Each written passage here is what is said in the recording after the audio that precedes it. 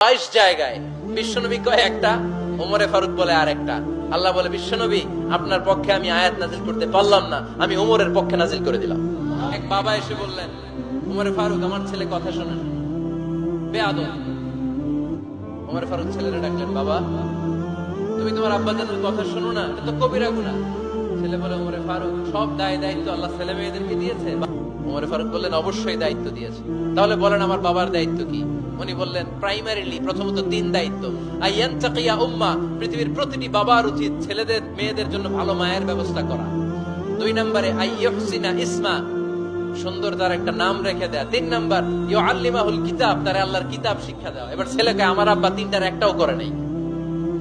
এবার ওমরে ফারুক রেগে গেলেন, বাবার কাঁধে ধরলেন, বললেন তুই ছেলের জন্য বিচার নিয়ে আসলি, তোর 3টা দায়িত্বের একটাও তুই পালন করিস নাই। ছেলে বলে, আমিরুল মুমিনিন আমার মা নর্তকী, আমার মা মাজুসি, আমার মায়ের মধ্যে কোনো আদব কাদব নাই, সুন্দরী দেখে আমার মা রে বাবা বিয়ে করছে, আমার মায়ের কাছ থেকে জীবনে কিছু শিখি নাই। 2 নাম্বার সাম্মানি খানফাসা, আমার বাবা আমার নাম রেখেছে চামচিকা। কি নাম রাখছে? এটার নাম হইলো একটা, এরকম উল্টা পাল্টা নাম আছে না? নাই না, এগুলো রাখবেন না। আব্দুল্লাহ রাখবেন, আব্দুর রহমান রাখবেন, আর একটা কি বলছি আজকে, হুজাইফা রেখে দিয়ে পারবেন। ওয়ালাম ইউআল্লিমনি হারফাম মিন কিতাবিল্লাহ আমিরুল মুমিনিন, শুধু তাই না, আল্লাহর কোরআনের একটা অক্ষর আমার বাবা কোনোদিন আমারে শিক্ষা দেয় নাই। ওমর ফারুক রেগে গেলেন, এবার বাপের কান্দে ধইরা মারতে শুরু করলেন, তুই পোলার নামে বিচার নিয়ে আইছিস, তোরে মার দিমু আগে। এরকম নেতার দরকার আছে না নাই? মদিনায় এক লোক তার বউরে রাগের চোটে 100 তালাক দিয়ে ফেলছে। কয় তালাক দেয়ার নিয়ম কয়টা? দিছে কয়টা? এবার স্ত্রী কাঁদতে কাঁদতে এসে বলে, আমিরুল মুমিনিন দেখেন, আমার স্বামী আমারে রেগে মেগে 100 তালাক দিছে। ওমর ফারুক বললেন, দইরা নিয়ে এটা নিয়ে আসা হলো। ওমর ফারুক বললেন, কয়টা তালাক দিয়েছো? কয় 100টা। কেন দিছ? কয় মাথা গরম আছিল। এরকম আছে না?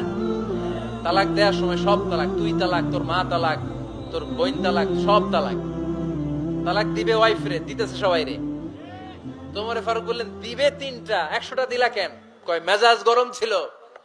কয় দাঁড়া, আত-তালাকু মিন শাআইরিল্লাহ, তালাক হচ্ছে আল্লাহর দেয়া বিধানের একটা নিদর্শন, এটা নিয়ে তুই খামখেয়ালি করলি। আমার রায় শোন, আমার রায় হচ্ছে 3 তালাকে তোর বউ তালাক, বাকি 97 তালাক তোর পিঠের উপরে পড়বে। এরকম বিচারের দরকার আছে না নাই? এরকম দৃষ্টান্তমূলক বিচার যদি বাংলার জমিনে দেয়া হতো, আর কোন নারী ধর্ষিতা হতো, আর কোন নারীকে অ্যাসিড মারা হতো, আর কোন নারী যৌতুকের জন্য কান্না করতো? একটা আমল লাগবে, বেশি না। কয়টা লাগবে?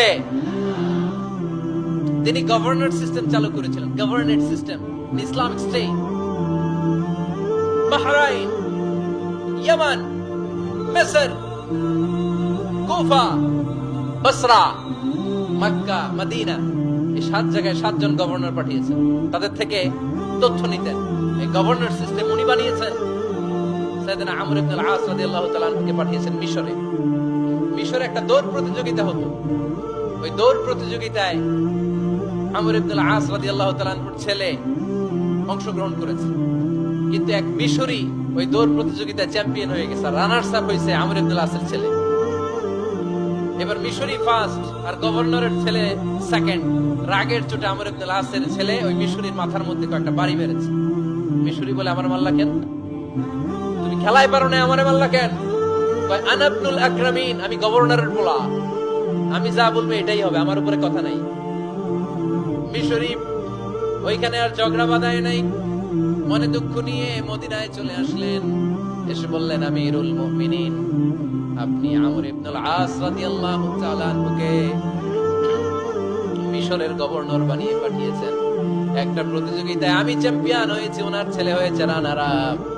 কেন সে চ্যাম্পিয়ন হতে পারে নাই? এই কারণে আমার মাথায় লাঠি দিয়ে 3টা বাড়ি মেরেছে।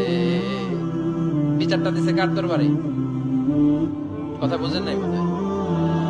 ওমর ফারুক বললেন, তাই আগামী বছরের অমুক তারিখ আমি সব গভর্নরদেরকে ডেকে হিসাব নিতে, ওই দিন তুই থাকবি, পারবি না?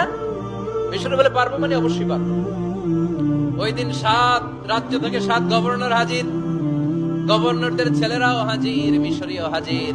7 গভর্নরের কাছ থেকে 7 এলাকার খোঁজ খবর নেওয়ার পরে ওমরে ফারুক বললেন, আইনাল মিসরি, মিশরী লোকটা কই, এদিকে আয়। মিশরী সামনে আসার পরে বলল, আমর ইবনুল আস, তুমি মিশরের গভর্নর, তোমার ছেলে সহ তুমি আসো। আমর ইবনুল আস এসে সামনে বসে রইলেন। এবার বললেন, ও আমর ইবনুল আসের ছেলে, তুমি নাকি ইবনুল আকরামিন গভর্নরের ছেলে, তুমি যা বলবা মিশরে নাকি তাই হবে, তোমার নাকি অনেক দাপট। নিজে একটা লাঠি এনে মিশরীর হাতে দিয়ে বলল, এবার তোর মাথায় যতটা মারছে তুই ততটা গুনে গুনে মার, আমি দেখবো। আমর ইবনুল আস দেখবে, আমর ইবনুল আসের ছেলেরে তুই এখানে মার। সে বলতেছে, থাক, আপনি বলছেন এতেই যথেষ্ট, মারা লাগবে না, আমি মাফ করে দিলাম। ওমরে ফারুক বলল, খবরদার, মার, মার ওর মাথার মধ্যে। মিশরী ওমরে ফারুকের ধমক শুনে ভয়ে ভয়ে 3টা বাড়ি মারল। এই বাড়ি মারা দেখেও ওমরে ফারুকের হৃদয় ঠান্ডা হয় নাই।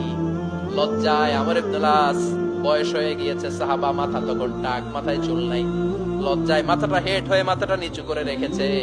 এবার রাগের চোটে ওমরে ফারুক বললেন, এবার আমর ইবনুল আসের টাক মাথার মধ্যে একটা মার, মার। কেন ছেলেকে শিক্ষা দিতে পারে নাই? ইয়া আমর ইবনুল আস, মাতা জাআলতুমুন নাস আবিদা, তোমরা কখন মিশরীদেরকে নিজেদের দাস বানায় নিলা? ওয়াকাদ ওয়ালাদাতুহুম উম্মুহুম আহরারা, আর ওদের মায়েরা তো ওদেরকে স্বাধীন সন্তান হিসেবে প্রসব করেছে। মানুষদের উপর ক্ষমতাগিরি করার জন্য গভর্নর পাঠাই নাই। খবরদার, জনগণ, তাদেরকে দেখভাল করার জন্য তোমাদেরকে পাঠানো হয়েছে, তাদের উপর কোন অত্যাচার করার জন্য নয়। চিল্লায় বলেন ঠিক কিনা? এরকম নেতা কয়টা লাগবে? কয়টা? ওই নেতার নাম কি? ওমর। হ্যাঁ, হুয়া ইয়াতি ওমর। 22 জায়গায় বিশ্বনবী কয় একটা, ওমরে ফারুক বলে আরেকটা। আল্লাহ বলে, বিশ্বনবী, আপনার পক্ষে আমি আয়াত নাজিল করতে পারলাম না, আমি ওমরের পক্ষে নাজিল করে দিলাম। বিশ্বনবী বলতেন, ইন্না লিকুল্লি উম্মাতিন মুহাদ্দাস, সব উম্মতের মধ্যে, সব নবীদের উম্মতের মধ্য থেকে একজন করে আল্লাহ তাকে মুহাদ্দিস বানাতো। মুহাদ্দিস না, মুহাদ্দাস। মুহাদ্দাস মানে এমন লোক যিনি যা ভাবতো ওই ভাবনাটাই আল্লাহ আয়াত হিসেবে নাজিল করে দিতেন। বিশ্বনবী বলেন, আমার উম্মতের মধ্যে মুহাদ্দাস হচ্ছে সাইয়েদনা ওমর।